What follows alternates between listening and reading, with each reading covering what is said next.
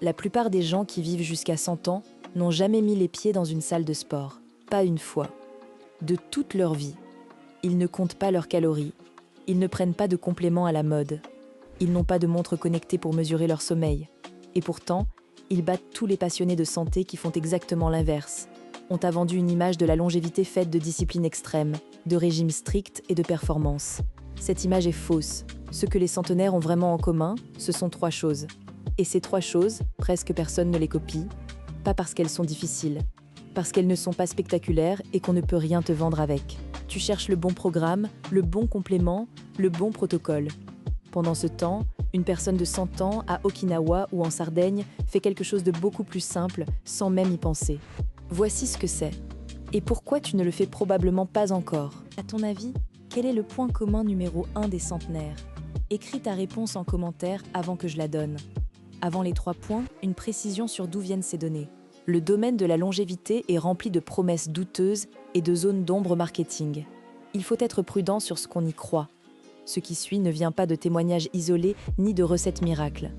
Ça vient d'études de cohortes qui suivent des milliers de personnes sur des décennies et d'observations répétées dans plusieurs populations très âgées à travers le monde.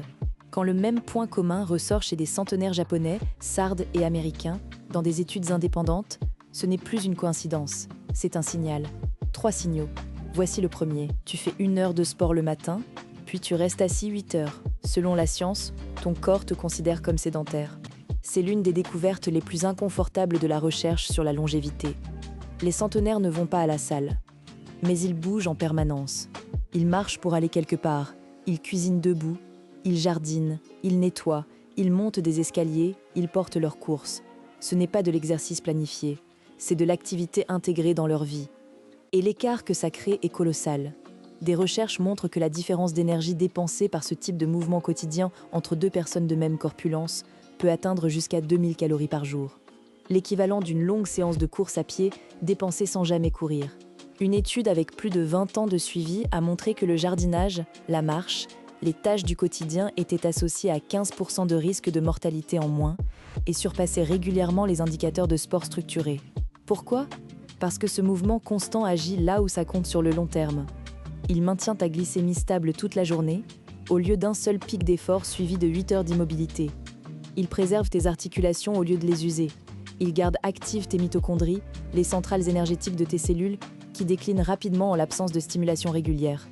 Et surtout, il est répétable jour après jour pendant des décennies, sans blessure, sans épuisement, sans abandon. C'est là tout le piège du modèle fitness moderne.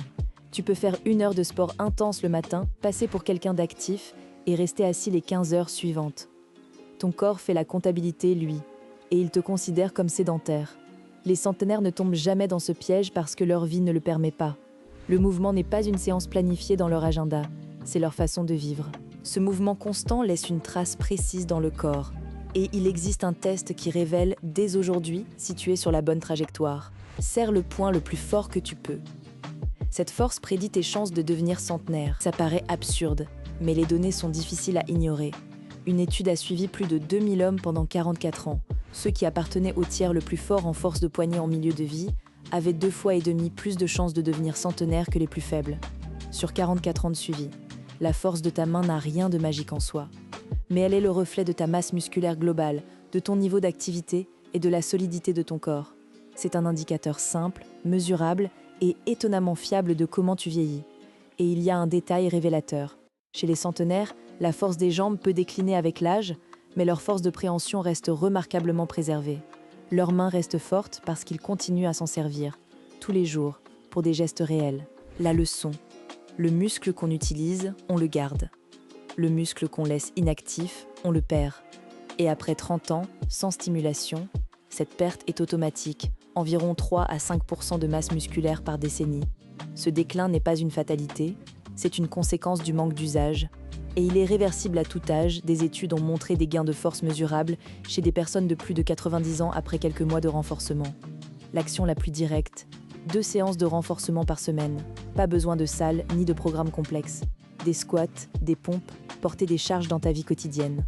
L'objectif n'est pas esthétique, c'est de garder un corps capable, pour tes 80 ans autant que pour aujourd'hui. Teste-toi. Tu peux te relever du sol sans utiliser tes mains? Dis-moi en commentaire. c'est un autre marqueur fonctionnel très parlant. Le mouvement et la force expliquent le corps des centenaires. Mais le troisième facteur n'a rien de physique. Et c'est celui que le monde moderne détruit le plus vite. Il y a un point commun chez presque tous les centenaires que personne ne mesure. Aucune appli, aucun bilan sanguin.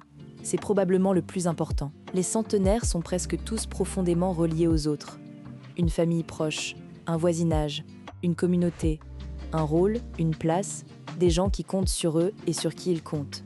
Dans une grande enquête, 4 centenaires sur 5 disaient recevoir des visites fréquentes ou rester en contact étroit avec leurs proches. 2 tiers gardaient un regard positif sur la vie malgré l'âge. Et parmi les facteurs associés à l'abandon de vivre, la solitude et la perte de sens revenaient plus souvent que la maladie. Ce n'est pas de la philosophie, c'est de la biologie. L'isolement chronique maintient le corps en état de stress, augmente l'inflammation de fond et pèse sur le système cardiovasculaire autant que certains facteurs de risque classiques. Des chercheurs ont comparé l'effet de la solitude chronique sur la mortalité à celui d'autres habitudes que l'on considère pourtant beaucoup plus graves. On surveille notre tension et notre cholestérol. On ignore presque totalement la qualité de nos liens, alors que les données montrent qu'elles pèsent au moins autant. À Okinawa, il y a même un mot pour désigner cette raison de se lever le matin, un but, un rôle, quelque chose qui t'attend et qui a besoin de toi. Chez les centenaires, cette raison d'être est presque universelle. Et son absence, à l'inverse, est associée à un déclin rapide. On peut acheter des haltères, on ne peut pas acheter une communauté. Elle se construit, lentement, par des choix répétés sur des années. Et comme le muscle, elle s'entretient ou elle s'atrophie. 3 facteurs, 3 leviers. Voici comment les traduire en habitudes concrètes, sans déménager en Sardaigne. 3 habitudes des centenaires que tu peux copier dès aujourd'hui, sans changer de pays. 1. Remplace l'idée du sport corvé par du mouvement permanent. Marche, escalier, tâche debout, appel téléphonique en marchant. Ton corps n'a pas besoin d'une heure intense. Il a besoin de ne pas s'arrêter pendant des heures. 2. Entretiens ta force fonctionnelle. 2 séances de renforcement par semaine suffisent. Pas pour le miroir. Pour rester capable de porter, de te lever, de te déplacer seul dans 40 ans. 3. Protège tes liens comme tu protèges ta santé. Parce que les données montrent que ce sont la même chose. Un appel régulier, un repas partagé, une présence réelle valent autant qu'un bon bilan sanguin. Lequel de ces 3 points est ton point faible aujourd'hui? Sois honnête en commentaire, c'est en le nommant qu'on commence à le corriger. Ce ne sont pas les efforts extrêmes qui font les centenaires.